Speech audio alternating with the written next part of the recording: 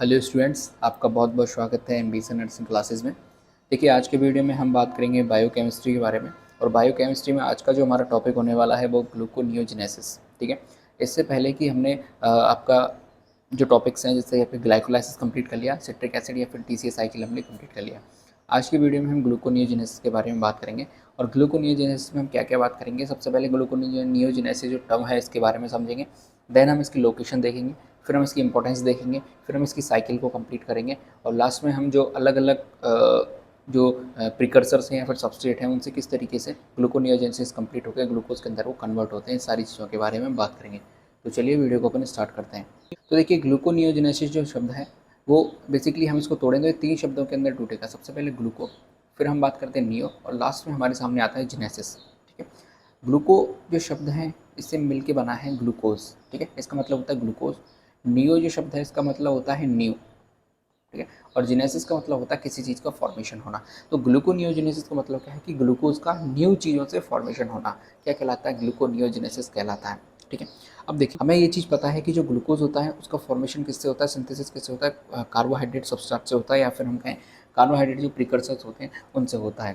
ठीक है।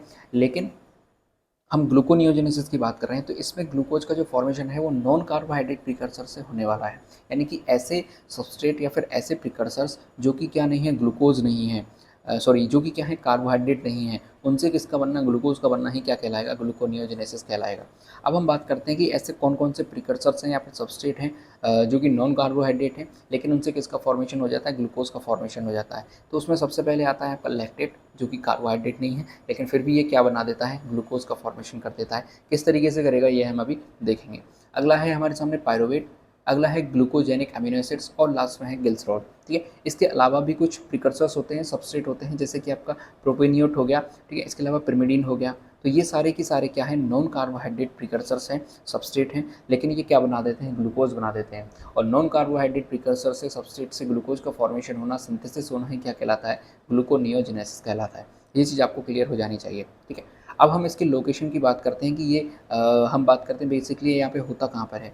तो जो ग्लूकोनियोजेनेसिस की जो मेन साइट होती है वो मेन साइट होती है आपकी लिवर, बॉडी में लिवर के अंदर ये ग्लूकोनियोजेनेसिस चल रहा होता है। लेकिन थोड़े से मात्रा में, बहुत कम अमाउंट के अंदर ये किसके अंदर चल रहा होता है, रीनल कॉर्टेक्स, यानी किडनी के रीनल कॉर्टेक्स वाले पोर्शन में ये चल रहा होता है। ठीक है। इसके अलावा हम बात करें कि बहुत ही कम मात्रा में, ठीक है, बहुत ही कम मात्रा में सबसे मेन किसके अंदर होगा, लिवर के अंदर होगा। फिर थोड़ा सा कहाँ पे हो सकता है, किडनी के अंदर हो सकता है। और उससे भी थोड़ा सा कम, बहुत ही कम मात्रा में किसके अंदर होगा, ब्रेन या फिर मसल्स के अंदर ये चल रहा होता है। ठीक है। ये चीज़ आपको समझ में आ गई। बात करते हैं कि ये पाथवे कहाँ पे चल रहा है, माइटोकॉन्ड्रिया के अंदर या फिर माइटोकॉन्ड्रियल मैट्रिक्स के अंदर ये पाथवे चल रहा होता है। लिवर सेल्स के अंदर जो माइटोकॉन्ड्रिया पाए जाते हैं या माइटोकॉन्ड्रिया की मैट्रिक्स पाई जाती है उसके अंदर ये चल रहा होता है। और साथ ही साथ जो सेल की साइटोप्लाज्म होता है उसके अंदर भी ये परफॉर्म हो रहा होता है। तो ग्लूकोनियोजेनेसिस के बारे में बेसिक 3 चीज़ें हमें पता चल गई कि नॉन कार्बोहाइड्रेट प्रिकर्सर्स या फिर नॉन कार्बोहाइड्रेट सबस्ट्रेट से किसका बनना, ग्लूकोज का बनना क्या कहलाता है, ग्लूकोनियोजेनेसिस कहलाता है। इसके अलावा हम बात करें कुछ प्रिकर्सर्स ऐसे कौन कौन से हैं, जैसे लैक्टेट हो गया, आपका पायरोवेट हो गया, ग्लूकोजेनिक अमीनो एसिड्स हो गए, गिल्सरॉल हो गए, प्रोपेनियट हो गया, पिरिमिडीन्स हो गए। तो ये सारे के सारे कैसे हैं, नॉन कार्बोहाइड्रेट सबस्ट्रेट है, और इनसे बनना ग्लूकोज का बनना ही क्या कहलाएगा, ग्लूकोनियोजेनेसिस कहलाएगा। ठीक है। अब हम बात करते हैं कि ये हमारी बॉडी के अंदर कहाँ परफॉर्म होता है। तो बॉडी की बात करें तो बॉडी में लिवर के अंदर ये परफॉर्म होता है मेनली, यानी सबसे ज़्यादा मात्रा में, अमाउंट में कहाँ पे परफॉर्म होगा, ये बॉडी में हमारी लिवर के अंदर। ठीक है। फिर कुछ मात्रा के अंदर ये कहाँ पे होता है, हमारी किडनी के अंदर भी चल रहा होता है। और उससे भी लिटिल अमाउंट में, बहुत कम अमाउंट के अंदर कहाँ चल रहा है, हमारी ब्रेन के अंदर चल रहा होता है, या फिर मसल्स के अंदर ये चल रहा होता है। अब हम बात करते हैं, जैसे लिवर की हम बात करें तो लिवर की जो लिवर सेल्स होती हैं उनमें भी ये किस सेल्स के भी किस पार्ट के अंदर चल रहा होता है, ये माइटोकॉन्ड्रिया की मैट्रिक्स के अंदर और साइटोप्लाज्म के अंदर ये जो पाथवे है ये चल रहा होता है। ठीक है। ये इस स्लाइड से हमें 4 पॉइंट समझने थे। ठीक है। आगे अपन देख रहे हैं दोबारा लोकेशन ऑफ ग्लूकोनियोजेनेसिस, यानी कि ग्लूकोनियोजेनेसिस में ये ग्लूकोनियोजेनेसिस की लोकेशन क्या है, पहले भी हमें पता चलेगी, दोबारा हम स्लाइड के अंदर देख लेते हैं। It occurs mainly in cytosol, यानी कि साइटोसोल के अंदर ये मेनली हो रहा होता है। Although some precursors are produce in the mitochondria, लेकिन कुछ जो प्रिकर्सर्स होते हैं वो माइटोकॉन्ड्रिया के अंदर भी बनते हैं। यानी कि सेल की 2 पार्ट्स हो गए, माइटोकॉन्ड्रिया और साइटोसोल के अंदर ये चल रहा होता है। About 1/10 of liver capacity glucose in synthesise in kidney matrix, यानी कि लगभग 1/10 पार्ट किसके अंदर चलता है, किडनी के अंदर इसका सिंथेसिस हो रहा होता है, और उसका भी थोड़ा सा पार्ट कहाँ चल रहा होता है, ब्रेन के अंदर या फिर मसल्स के अंदर ये चल रहा होता है। तो ये चीज़ें हमें पता चल गई, लोकेशन हमें पता चल गई। अब अपन कुछ इंपॉर्टेंस देखते हैं कि जो ग्लाइकोनियोजेनेसिस है इसकी हमारी बॉडी के अंदर या फिर हमारे लिए इसकी क्या इंपॉर्टेंस हो जाती है। ठीक है, तो देखिए कि जो हमारा ब्रेन है या फिर जो हमारा सेंट्रल नर्वस सिस्टम है, सीएनएस जो है या फिर ब्रेन है, इसके अलावा जो एरिथ्रोसाइट्स हो गई हमारी, टेस्टिस हो गए, किडनी हो गई, मेडुला हो गया, ठीक है, ये ग्लूकोज के लिए ग्लूकोज पर डिपेंडेंट रहते हैं। यानी कि हमारी पूरी बॉडी की हम बात करें, चाहे वो अपना ब्रेन ले लो, सेंट्रल नर्वस सिस्टम ले लो, एरिथ्रोसाइट्स ले लो, टेस्टिस ले लो, किडनी ले लो, या कोई भी ऑर्गन हमारी बॉडी क्या हो गया, सारे के सारे किसके लिए, एनर्जी के लिए किस पे डिपेंड रहते हैं, ग्लूकोज पे डिपेंड रहते हैं। ठीक है, क्योंकि हमारा जो मेन सोर्स है एनर्जी का वो क्या है, ग्लूकोज है। ठीक है, आगे हम बात करते हैं कि जो ह्यूमन ब्रेन है, तो ग्लूकोज फॉर एनर्जी हो गया, यानी कि हमें क्या प्रोवाइड कराता है, ग्लूकोज प्रोवाइड कराता है, जिससे हमें क्या मिलती है, एनर्जी मिलती है। ठीक है, आगे हम बात करते हैं कि जो ह्यूमन ब्रेन है वो अलोन रिक्वायर 120 ग्राम पर डे ग्लूकोज का कंजप्शन कर जाता है। ठीक है, इस तरीके से कि हमारी पूरी बॉडी के लिए जो नीड होती है वो 160 ग्राम ग्लूकोज की होती है लगभग।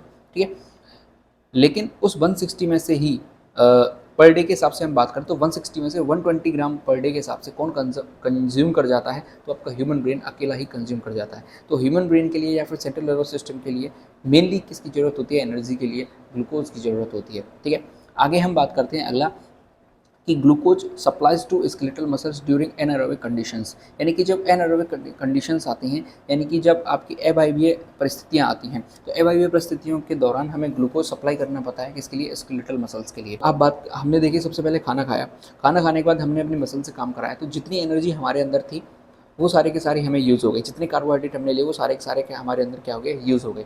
लेकिन फिर भी हमारी बॉडी के अंदर एक एनारोबिक कंडीशन बन गई, जहाँ पे हमें ग्लूकोज जो हमने बाहर से कंज्यूम किया था कार्बोहाइड्रेट वो हो गया खत्म। ठीक है, लेकिन अब जो नॉन कार्बोहाइड्रेट प्रिकर्सर्स होते हैं, सबस्ट्रेट होते हैं, उनसे क्या बनेगा, ग्लूकोज बनेगा, और वो सप्लाई होगा कहाँ, हमारी मसल्स के लिए, स्केलेटल मसल्स के लिए, जिससे कि वो क्या कर सकें, काम कर सकें।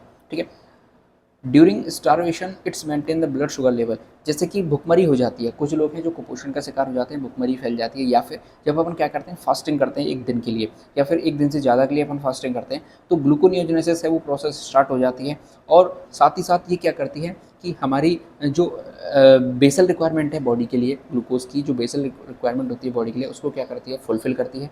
साथ ही साथ ये क्या करती है कि जो हमारा ब्लड शुगर लेवल होता है उसको क्या करके रखती है, मेंटेन करके रखती है। ठीक है, अब एक और इसका जो इंपॉर्टेंट फंक्शन है क्या है कि कुछ ऐसे मेटाबोलाइट्स होते हैं जो कि हमारी ब्लड के अंदर बन रहे होते हैं, जैसे लैक्टेट हो गया, कैल्सियोल हो गया, प्रोपिनेट हो गया। तो इन सबको बॉडी से बाहर निकालने के लिए या फिर हम कहें इनको क्लियर करने के लिए ब्लड से क्या काम आता है, ग्लूकोनियोजेनेसिस काम आता है, क्योंकि ये क्या करता है, जो आपका लैक्टेट, ग्लिसरॉल, प्रोपिनेट हो गए, इन सबको यूज़ कर लेता है और इनसे क्या बना देता है, ग्लूकोज बना देता है, और ग्लूकोज फिर हमें एज अ एनर्जी का सोर्स में यूज हो जाता है। तो ये कुछ इंपॉर्टेंट है ग्लूकोनियोजेनेसिस के बारे में। ठीक है, चलिए आगे अपन बात करते हैं साइकिल की, हम बात करेंगे, और इसको मैं आपको कंपेयर करके बताऊंगा ग्लाइकोलाइसिस से। अपन कंपेयर करेंगे कि इसको ग्लूकोनियोजेनेसिस की। क्यों अपन कंपेयर कर रहे हैं, क्योंकि जो ग्लूकोनियोजेनेसिस है ये बिल्कुल अपोजिट है किसके, ग्लाइकोलाइसिस के। बिल्कुल क्या, जैसे हम जानते हैं कि लगभग 10 स्टेप होते हैं किसके अंदर, ग्लाइकोलाइसिस के अंदर। तो 7 स्टेप ऐसे होते हैं ग्लाइकोलाइसिस के अंदर जो कि कैसे होते हैं, रिवर्सिबल होते हैं, यानी कि एक दूसरे के अंदर वो चेंज हो सकते हैं, पहला दूसरे के अंदर आ सकता है, दूसरा पहले के अंदर रिवर्स हो सकता है एक तरीके से। ठीक है, लेकिन 3 स्टेप ऐसे होते हैं जो कि इरिवर्सिबल होते हैं। तो वो जो 3 स्टेप हैं इरिवर्सिबल वाले, उनके लिए अलग एंजाइम की ज़रूरत होती है, अलग प्रोसेस चलती है उनके लिए, और वही चीज़ क्या बनाती है, हमें ग्लूकोनियोजेनेसिस को अलग बनाती है किससे, ग्लाइकोलाइसिस से। तो लगभग लगभग ये सेम है, प्रोसेस है वो सेम है, लेकिन ग्लूकोनियोजेनेसिस के अंदर कुछ चीज़ें अलग होती हैं, उसके बारे में हम यहाँ पे बात करने वाले हैं। ठीक है, तो जो 3 स्टेप हैं अलग हो गए, इसके अलावा जो 7 स्टेप आपके बच रहे हैं वो 7 के 7 कैसे हैं, बिल्कुल सेम हैं, ग्लाइकोलाइसिस या फिर ग्लूकोनियोजेनेसिस के। लेकिन 3 स्टेप के बेसिस पे ग्लूकोनियोजेनेसिस है वो ग्लाइकोलाइसिस से बिल्कुल अलग हो जाता है। वो कौन कौन से स्टेप हैं वो समझिए सबसे पहले, कि जो 3 इरिवर्सिबल स्टेप हैं ग्लाइकोलाइसिस के अंदर, उनके लिए जो एंजाइम काम आते हैं वो कौन कौन से, सबसे पहला एंजाइम काम आता है हमारे लिए हेक्सोकाइनेज।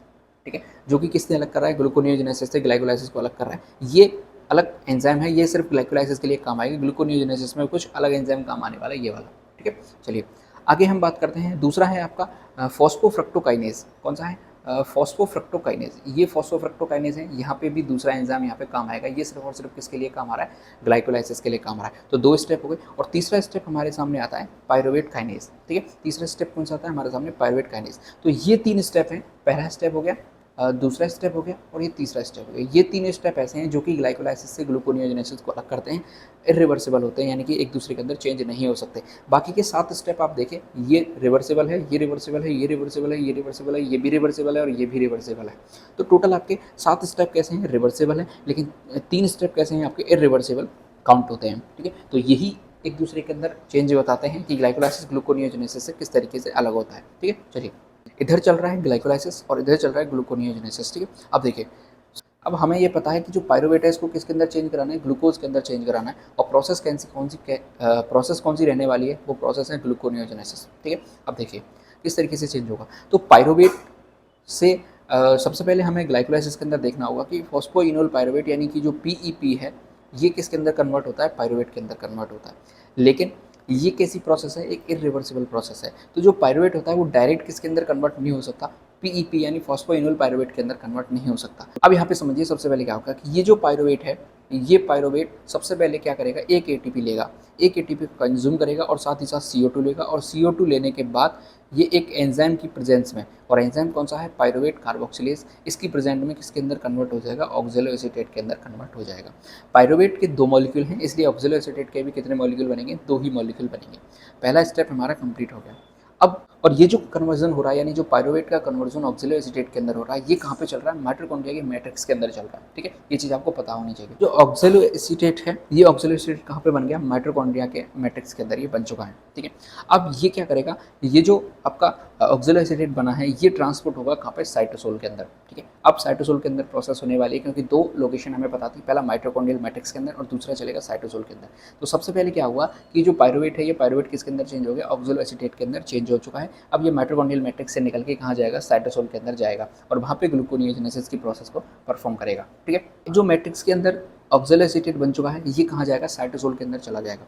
साइटोसोल के अंदर एक एंजाइम मिलेगा आपको, पीईपी कार्बोक्सिलेज, जिसका नाम है फॉस्फोइनोल पायरुवेट कार्बोक्सिलेज। ये एंजाइम क्या करेगा, ये जो ऑक्जेलो एसीटेट बना है, इस ऑक्जेलो एसीटेट को किसके अंदर चेंज कर देगा, पीईपी के अंदर चेंज कर देगा, जो कि क्या है, फॉस्फोइनोल पायरुवेट है। ठीक है, अब यहाँ पे जो एनर्जी की फॉर्म यूज़ होने वाली है वो कौन सी है, जीटीपी यूज़ होने वाली है, नॉट एन एटीपी। यहाँ पे एटीपी का यूज़ नहीं होगा, किसका यूज़ होगा, जीटीपी का यूज़ होगा। और एंजाइम कौन सा काम आ रहा है, पीईपी कार्बोक्सोकाइनेज। अब यहाँ पे चेंज हो गया हमारे सामने फॉस्फोइनोल पायरुवेट।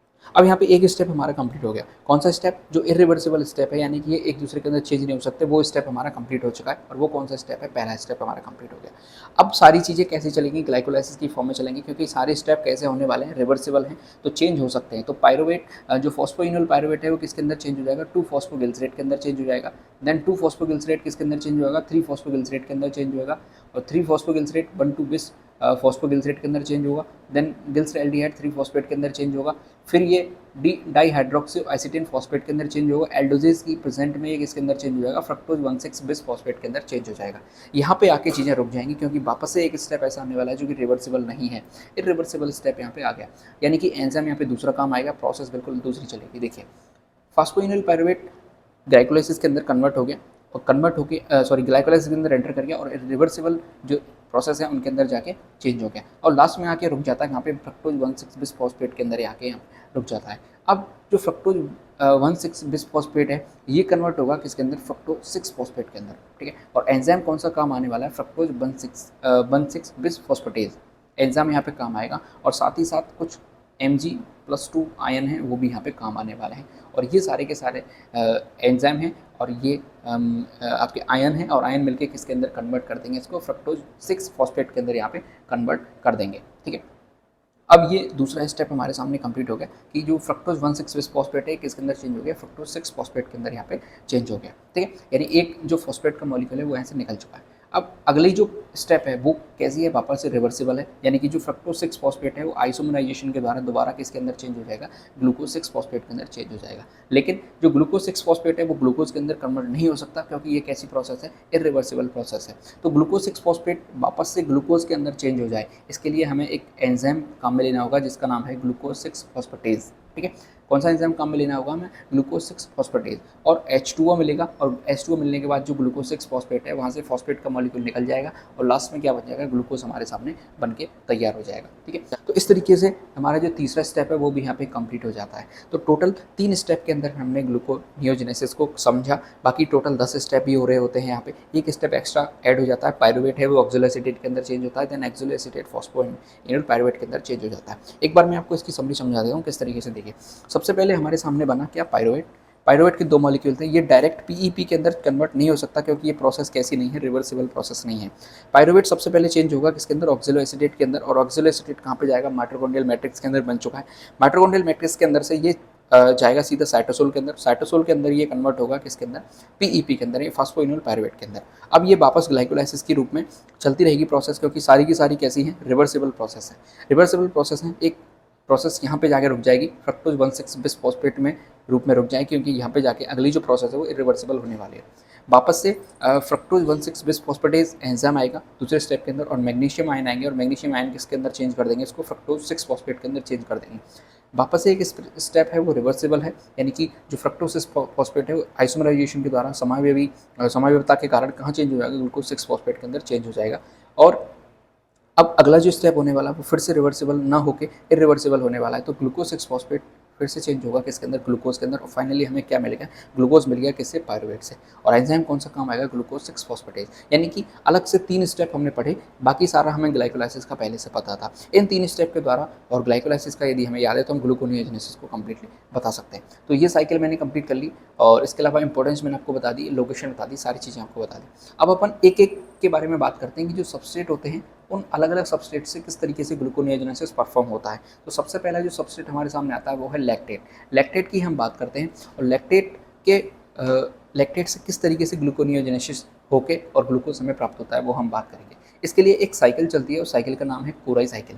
ठीक है, कोराई साइकिल किस तरीके से परफॉर्म होती है वो हम देखने वाले हैं। देखिए सबसे पहले हमें ये समझना होगा कि लैक्टेट हमारी बॉडी के अंदर बनता किस तरीके से। तो सबसे पहले हमने क्या किया, कार्बोहाइड्रेट को कंज्यूम किया, ग्लूकोज को हमने कंज्यूम किया, और ग्लूकोज किसके अंदर कन्वर्ट हो गया, पायरुवेट के अंदर कन्वर्ट हो गया, हमने एनर्जी को ले लिया। एनर्जी हमने ले ली, एनर्जी लेने के बाद हमारी मसल्स के अंदर हम मसल्स से लगातार काम करते जा रहे हैं, और मसल से काम करने के बाद वहाँ पे हमारी क्या हो गई, O2 की क्या हो गई, कमी होगी, O2 होगी डिक्रीज। यानी अब हमारी कंडीशन कैसी बन गई बॉडी के अंदर, अब हमारी कंडीशन बन गई एनारोबिक कंडीशन हमारी बॉडी में बन चुकी है। अब जो पायरुवेट है ये पायरुवेट रिड्यूस हो जाएगा किसके अंदर, लैक्टेट के अंदर, और एंजाइम कौन सा काम आने वाला है, लैक्टेट डिहाइड्रोजनेज। इस एंजाइम की प्रेजेंस में, लैक्टेट डिहाइड्रोजनेज एंजाइम की प्रेजेंस में जो पायरुवेट है वो किसके अंदर चेंज हो जाएगा, लैक्टेट के अंदर चेंज हो जाएगा, और हमारी बॉडी के अंदर हमें थोड़ी सी पेन, थोड़ी सी जलन महसूस होने वाली है। ठीक है, आप फील करते होंगे जब अपने मसल से काम करते हैं, बाइसेप्स कर्ल वगैरह लगाते हैं, एक्सरसाइज वगैरह करते हैं, या कुछ भी मसल से हम वर्क करते हैं, तो एक थोड़ी सी जलन सी पेन सा महसूस होता है। वही पेन किसके कारण होता है, वो लैक्टेट बनने के कारण हमारी बॉडी के अंदर या मसल्स के अंदर हमें पेन हो रहा होता है। ठीक है, अब क्या करेगा, लैक्टेट से हमें क्या बनाना है, ग्लूकोज बनाना है। तो लैक्टेट से ग्लूकोज किस तरीके से बनेगा कि लैक्टेट ये है हमारे सामने, एक एंजाइम आएगा लैक्टेट डिहाइड्रोजनेज। लैक्टेट डिहाइड्रोजनेज के द्वारा एक पहले किसके अंदर चेंज होगा, पायरुवेट के अंदर चेंज होगा, देन पायरुवेट कहाँ जाएगा, ग्लूकोनियोजेनेसिस के अंदर जाएगा, और क्या बन जाएगा, ग्लूकोज बन जाएगा। ये सारी चीज़ें हो रही हैं लीवर और मसल्स के बीच में। इस चीज़ को हम क्या कहते हैं, कोराई साइकिल के द्वारा समझते हैं। ठीक है, इस तरीके से देखिए, सबसे पहले मसल्स के पास गया क्या, जो ग्लूकोज था वो किसके पास गई, मसल्स के पास गई। मसल्स के पास जाने के बाद ग्लूकोज चेंज किसके अंदर एंटर करा, ग्लाइकोलाइसिस के अंदर एंटर करा, और ग्लाइकोलाइसिस के अंदर एंटर करने के बाद वो किसके अंदर कन्वर्ट हो गया, पायरुवेट के अंदर कन्वर्ट हो गया, और हमें क्या मिल गई, एनर्जी मिल गई। ठीक है, लेकिन जो पायरुवेट है वो किसके अंदर चेंज हो जाएगा, लैक्टेट के अंदर चेंज हो जाएगा, और पायरुवेट लैक्टेट के अंदर चेंज हो जाएगा रिड्यूस के द्वारा। ठीक है, रिड्यूस हो जाएगा और किसके अंदर चेंज हो जाएगा, लैक्टेट के अंदर। और एंजाइम कौन सा काम आने वाला है, लैक्टेट डिहाइड्रोजनेज। जो मसल्स और लीवर की जो सेल मेम्ब्रेन होती हैं वो सेल मेम्ब्रेन बिल्कुल परमिएबल होती हैं किसके लिए, लैक्टेट के लिए। तो ये जो लैक्टेट हमारा मसल्स के अंदर बना है, ये लैक्टेट कहाँ चला जाएगा, लैक्टेट चला जाएगा आपका किसके अंदर, लीवर के अंदर। ठीक है, क्योंकि बिल्कुल परमिएबल है, मेम्ब्रेन को में कोई दिक्कत नहीं है, लैक्टेट चल के कहाँ चला जाएगा, लीवर के अंदर। अब लीवर के अंदर जब लैक्टेट गया तो ये एंटर करेगा किसके लिए, वापस से ये किसके अंदर कन्वर्ट होगा, पायरुवेट के अंदर कन्वर्ट होगा लैक्टेट। ठीक है, और एंजाइम कौन सा काम आने वाला है, वही लैक्टेट डिहाइड्रोजनेज एंजाइम यहाँ पे काम आएगा, और किसके अंदर चेंज हो जाएगा, पायरुवेट के अंदर चेंज हो जाएगा। अब ये जो पायरुवेट है ये एंटर करेगा किसके अंदर, ग्लूकोनियोजेनेसिस के अंदर, और ग्लूकोनियोजेनेसिस के अंदर एंटर करने के बाद ये क्या बन जाएगा, ग्लूकोज बन जाएगा। ठीक है, और फिर ये वापस ग्लूकोज लिवर से कहाँ जाएगा, मसल्स के अंदर जाएगा। इस तरीके से ये जो साइकिल चलती रहती है, इस साइकिल को ही क्या कहते हैं, कोराई साइकिल कहते हैं। कोराई एक साइंटिस्ट थे जिन्होंने सबसे पहले साइकिल को क्या कहते हैं, डिस्कवर किया था, तो उनके नाम पे इस नाम को रखा गया है कोराई साइकिल। ठीक है, तो कोराई साइकिल के अंदर क्या होगा, सबसे पहले मसल्स हैं, मसल से जो ग्लूकोज है वो पायरुवेट के अंदर चेंज हो जाएगा, ग्लाइकोलाइसिस यहाँ पे परफॉर्म हो जाएगा मसल्स के अंदर, ठीक है। पायरुवेट लैक्टेट के अंदर कन्वर्ट होने वाला है, लैक्टेट के लिए जो सेल मेम्ब्रेन है वो परमिएबल है, लैक्टेट कहाँ जाएगा, लिवर के अंदर जाएगा, लिवर के अंदर वो पायरुवेट के अंदर कन्वर्ट होगा, पायरुवेट से वापस कहाँ चला जाएगा, ग्लूकोज के अंदर कन्वर्ट हो जाएगा ग्लूकोनियोजेनेसिस के द्वारा, और ग्लूकोज वापस से कहाँ चला जाएगा, मसल्स के अंदर चला जाएगा। तो लिवर और मसल्स के बीच में जो कनेक्शन चलता है, या ये जो सेल्स के या ये जो साइकिल चलती है, साइकिल को ही क्या कहा जाता है, कोराई साइकिल कहा जाता है। आई होप यहाँ तक आपको समझ में आ गई होगी कोराई साइकिल, ठीक है। अगला हम सबस्ट्रेट देख रहे हैं, कौन सा सबस्ट्रेट है, ग्लाइकोजेनिक अमीनो एसिड्स, ठीक है। ग्लाइक की हमें पता है कि टोटल 20 अमीनो एसिड्स हमारे सामने हमारी बॉडी के अंदर हैं, जिनमें से 10 असेंशियल होते हैं, 10 नॉन असेंशियल होते हैं, ठीक है। लेकिन 20 में से टोटल 18 अमीनो एसिड्स ही ऐसे हैं जो कि किसके अंदर काम आते हैं, ग्लूकोज में कन्वर्ट हो सकते हैं, ठीक है, ग्लूकोज में कन्वर्ट हो सकते हैं। 2 अमीनो एसिड्स ऐसे हैं जो कि ग्लूकोज में कन्वर्ट नहीं हो सकते, और में एक है आपका कौन सा, ल्यूसीन, और एक है आपका लाइसिन, ठीक है। ल्यूसीन और लाइसिन दोनों कैसे अमीनो एसिड्स हैं, प्योरली कीटोजेनिक हैं, यानी कि ये किसके अंदर चेंज नहीं हो सकते, ग्लूकोज के अंदर चेंज नहीं हो सकते। तो 20 में से 18 अमीनो एसिड्स ऐसे होते हैं जो कि ग्लूकोज के अंदर कन्वर्ट हो सकते हैं। ये किस तरीके से कन्वर्ट होते हैं, देखिए ये अमीनो एसिड्स क्या करते हैं, सबसे पहले इंटरमीडिएट के फॉर्म में बनते हैं, जैसे कि टीसीए साइकिल के अंदर कुछ इंटरमीडिएट बनते हैं, जैसे पायरुवेट हो गया, अल्फा कीटोग्लूटरेट हो गया, और फ्यूमरेट हो गया, सक्सेनिल कोएंजाइम हो गया। इनकी फॉर्मेशन होती है यहाँ पे, और ये फॉर्मेशन होने के बाद ये किसके अंदर चेंज हो जाते हैं, ग्लूकोज के अंदर चेंज हो जाते हैं। तो जो अमीनो एसिड्स है वो डायरेक्ट ग्लूकोज के अंदर चेंज नहीं हो सकते, सबसे पहले कुछ इंटरमीडिएट बन रहे होते हैं जो सिट्रिक साइकिल में आपके काम आते हैं, ठीक है। और इनके रिजल्ट से हमें क्या मिलता है, ग्लूकोज मिलता है। तो लैक्टेट से हमने देख लिया, ग्लाइकोजेनिक अमीनो एसिड से देख लिया, आगे बढ़ते हैं। देखिए गिल्सरॉल की हम यहाँ पे बात करते हैं कि गिल्सरॉल से किस तरीके से हमें जो ग्लूकोज है वो फॉर्मेशन होगा, ठीक है। ग्लिसरॉल जो हमारी बॉडी के अंदर लिबरेट होता है वो एडिपोज टिश्यू के अंदर लिबरेट होता है जब फैट्स का हाइड्रोलाइसिस किया जाता है, यानी फैट्स है, फैट्स हमने कंज्यूम करे, और ट्राइग्लिसराइड भी है जिसे अपन कहते हैं फैट्स को, और फैट्स हमने कंज्यूम करने के बाद उनका हाइड्रोलाइसिस होगा, हाइड्रोलाइसिस होने के बाद वो एडिपोज टिश्यू के अंदर जाके क्या हो जाएंगे, लिबरेट हो जाएंगे, जमा हो जाएंगे। लेकिन हमें वहाँ से उनको निकालना है और किसके अंदर चेंज करना है, ग्लूकोज के अंदर हमें कन्वर्ट करना होगा, ठीक है। तो जो एंजाइम यहाँ पे काम आने वाला है वो है गिल्सरोकाइनेज, ठीक है। कौन सा एंजाइम है ये, गिल्सरोकाइनेज। गिल्सरोकाइनेज एंजाइम यहाँ पे काम आएगा, और साथ ही साथ क्या काम आएगा, एक एटीपी यहाँ पे काम आने वाली है, और एटीपी काम आने के बाद एक इंटरमीडिएट बनेगा जिसे कहते हैं अपन अल्फा गिल्सरोफॉस्फेट, ठीक है। अल्फा गिल्सरोफॉस्फेट वापस से किसके अंदर चेंज हो जाएगा, डिहाइड्रो एसीटोन फॉस्फेट। अल्फा सबसे पहले जो गिल्सरॉल था, गिल्सरोकाइनेज के द्वारा किसके अंदर चेंज हुआ, अल्फा गिल्सरोफॉस्फेट के अंदर चेंज हुआ। अल्फा गिल्सरोफॉस्फेट किसके अंदर चेंज होगा, डिहाइड्रो एसीटोन फॉस्फेट के अंदर चेंज होगा, और डिहाइड्रो एसीटोन फॉस्फेट है एक इंटरमीडिएट है ग्लाइकोलाइसिस में, ठीक है, जो ग्लूकोज फॉर्मेशन में हमें काम आता है। तो डाईहाइड्रोक्सी एसीटोन फॉस्फेट है, ये किसके अंदर अल्टीमेटली चेंज हो जाएगा, ग्लूकोज के अंदर चेंज हो जाएगा, और हमें ग्लूकोज बिल्कुल से प्राप्त हो जाने वाला है। तो गिल्सरॉल से देख लिया, सबसे हमने देख लिया। अगली हम बात करते हैं प्रोपियोनिएट की। अब सबसे पहले हमें ये समझना होगा कि प्रोपियोनिएट बनता कैसे हमारी बॉडी के अंदर। तो हमारी बॉडी में जो फैटी एसिड्स हैं, ठीक है, या फिर जो कुछ अमीनो एसिड्स हैं, उनके ब्रेकडाउन से क्या बनता है, प्रोपियोनिएट बनता है। प्रोपियोनिएट आगे चल के कन्वर्ट होगा किसके अंदर, ग्लूकोज के अंदर, किस तरीके से वो समझिए। सबसे पहले एक एंजाइम काम आएगा, प्रोपियोनिल कोएंजाइम कार्बोक्सिलेज, ठीक है, और साथ ही साथ क्या काम आने वाला है, CO2 और बायोटिन। इनकी प्रेजेंस में ये किसके अंदर चेंज हो जाएगा, डी मेथिल मेलोनाइन, ठीक है, किसके अंदर चेंज हो जाएगा, डी मेथिल मेलोनिल कोएंजाइम ए, ठीक है, किसके अंदर चेंज हो जाएगा, डी मेथिल मेलोनिल कोएंजाइम ए के अंदर ये कन्वर्ट हो जाएगा। देन एक एंजाइम आएगा रेसिमेज, और रेसिमेज की प्रेजेंस में ये किसके अंदर चेंज हो जाएगा, जो डी फॉर्म है किसके अंदर, एल फॉर्म के अंदर चेंज हो जाएगी, एल मेथिल मेलोनिल कोएंजाइम ए, ठीक है, ये चीज़ हमें समझ में आ गई। अब लास्ट में जो एल मेथिल मेनोनिल कोएंजाइम ए है, ये विटामिन B12 की प्रेजेंट में और आइसोमरेज एंजाइम की प्रेजेंस में सक्सेनिल कोएंजाइम ए में क्या होगी, चेंज होने वाली है, ठीक है। और लास्ट में सक्सेनिल कोएंजाइम ए किसके अंदर चेंज हो जाएगा, ग्लूकोज के अंदर चेंज हो जाएगा, जो कि हमारा लास्ट में डेस्टिनेशन थी, ठीक है। तो प्रोपियोनेट कैसे बनता है, फैटी एसिड्स या फिर कुछ अमीनो एसिड्स के डिग्रेडेशन से बनता है, ब्रेकडाउन से बनता है। और प्रोपियोनेट के ऊपर काम करता है कौन, एक एंजाइम काम करता है जिसे अपन कहते हैं प्रोपियोनिल कोएंजाइम ए, और कार्बोक्सिलेज एंजाइम यहाँ पे काम करता है, और CO2 यहाँ पे काम करती है, बायोटिन यहाँ पे काम करता है, और लास्ट में हमें क्या मिलता है, डी फॉर्म मिलती है, सबसे पहले D methyl malonyl coenzyme A. Last में रेसिम्यूज एंजाइम आता है जो कि इसको डी फॉर्म को किसके अंदर चेंज कर देगा, एल फॉर्म के अंदर चेंज कर देगा, और हमें क्या मिल जाएगा, एल मेथिल मेलोनिल कोएंजाइम ए। इसमें एल मेथिल जो मेलोनिन कोएंजाइम है, यहाँ पे B12 विटामिन आएगी, आइसोमेरेज एंजाइम यहाँ पे काम करेगा और सक्सेनिल कोएंजाइम के अंदर इसको कन्वर्ट कर देगा।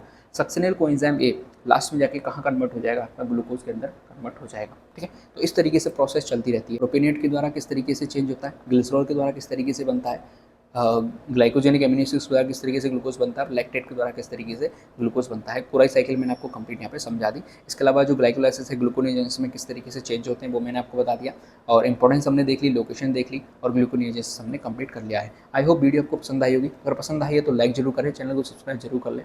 देश से प्यार करें, माता पिता से प्यार करें। जय हिंद।